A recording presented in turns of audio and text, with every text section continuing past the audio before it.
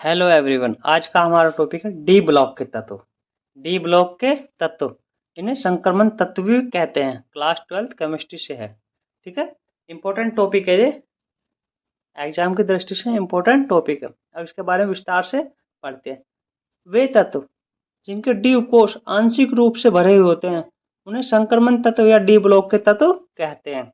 D block के तत्व कहते हैं। आवर्त सारणी के समूह 3 से लेकर 12 तक के बीच 12 तक के भी एस तथा पी ब्लॉक के तत्वों के मध्य रखा गया है। एस तथा पी ब्लॉक के तत्वों के मध्य रखा गया है, इसलिए इन्हें संक्रमण तत्व कहते हैं। संक्रमण तत्व कहते हैं। एस ब्लॉक में के बाह्य कोश में 2 इलेक्ट्रॉन होते हैं, पी के बाह्य कोश में 6 और डी में 10 और एफ में 14 इलेक्ट्रॉन होते हैं। एफ में 14 इलेक्ट्रॉन होते हैं। ठीक है, अब संक्रमण तत्वों का इलेक्ट्रॉनिक विन्यास। संक्रमण तत्वों का इलेक्ट्रॉनिक, इन तत्वों का अंतिम इलेक्ट्रॉन n-1 डी उपकोश में प्रवेश करता है, जिसमें 1 से लेकर 10 तक इलेक्ट्रॉन होते हैं, और उसमें एच में 1 से 2 तक इलेक्ट्रॉन उपकोश में प्रवेश करता है। ठीक है, लेकिन Cu और Cr अपवाद हैं। कॉपर और क्रोमियम अपवाद है, क्योंकि इनके बाह्य कोश में 1 इलेक्ट्रॉन होते हैं। 1 इलेक्ट्रॉन होते हैं। अब देखते हैं इनका इलेक्ट्रॉनिक विन्यास। Sc इसके ending 21, 1s2 2s2 2p6 3s2 3p6 3d1 और 4s2 हो जाता है। ठीक है, नेक्स्ट देखते हैं Ti टाइटेनियम 22, ये हमारा 22 होता है। 1s2 2s2 2p6 3s2 3s2 3p6 3d2 और 4s2, इसका इलेक्ट्रॉनिक विन्यास हो जाएगा। नेक्स्ट देखते हैं वैनेडियम, इसका 23 होता है। ठीक है, 1s2 2s2 2p6 3s2 3p6 3d3 और 4s2 4s2।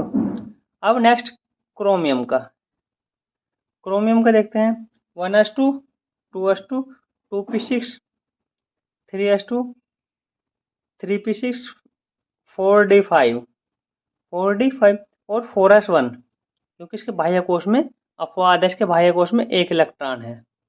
बाह्य कोश में 1 इलेक्ट्रॉन है। क्रोमियम और कॉपर के बाह्य कोश में 1 इलेक्ट्रॉन होता है। अब इस पीरियोडिक टेबल देखते हैं। हम इस टेबल को देखते हैं। ये हमारा एस ब्लॉक के तत्व है। एस ब्लॉक के तत्व हैं। ये यहाँ से यहाँ तक हमारा एस ब्लॉक के तत्व हैं, और ये हमारे इधर ये पी ब्लॉक के तत्व हैं। पी ब्लॉक के तत्व हैं, और इन दोनों के बीच हमारे डी ब्लॉक के तत्व आते हैं। इन दोनों के बीच हमारे डी ब्लॉक के तत्व आते हैं। ठीक है, इन दोनों में डी ब्लॉक के तत्व हमारे आते हैं। ये हमारी नीचे जो इसमें होती है लैंथेनाइड और एक्टिनाइड सीरीज होती हैं। ये दोनों जो होती है हमारी लैंथेनाइड, ये हमारी लैंथेनाइड सीरीज है 58 से लेकर 71 तक, और ये हमारी एक्टिनाइड सीरीज है, ये 90 से लेकर 103 तक एक्टिनाइड सीरीज है। ठीक है, ये हमारे डी ब्लॉक के तत्व होते हैं 3b से लेकर 12 तक। ठीक है, सेकंड बी तक 12b तक ये हमारे सभी डी ब्लॉक के तत्व होते हैं। ठीक है, ये हमारे एस ब्लॉक के तत्व हैं, और ये हमारे पी ब्लॉक के तत्व। ये हमारी पीरियोडिक टेबल है। पीरियोडिक हमारी टेबल है। अब इसकी विशेषताओं के बारे में पढ़ते हैं। संक्रमण तत्वों की विशेषताएं, इनकी विशेषताओं के बारे में पढ़ते हैं। ये तत्व रंगीन आयन बनाते हैं। ये तत्व रंगीन आयन बनाते हैं। नंबर 2, ये सामान्यतः अनुचुंबकीय गुण दर्शाते हैं। अनुचुंबकीय गुण दर्शाते हैं। ठीक है, नंबर 3, संक्रमण धातुएं रंगीन यौगिक बनाती हैं। संक्रमण धातुएं रंगीन यौगिक बनाती हैं। नंबर 4, संक्रमण तत्वों में धात्विक चालकता होती है।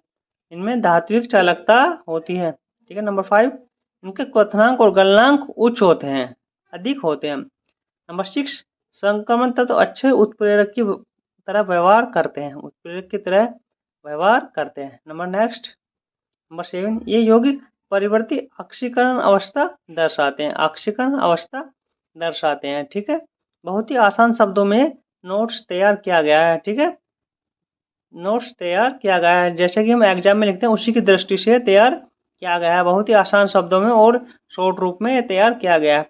वीडियो पसंद आई हो तो चैनल को लाइक करें, सब्सक्राइब करें। धन्यवाद। अगर कोई कमी हो तो आप कमेंट कर सकते हैं, नेक्स्ट वीडियो में उसका समाधान करेंगे।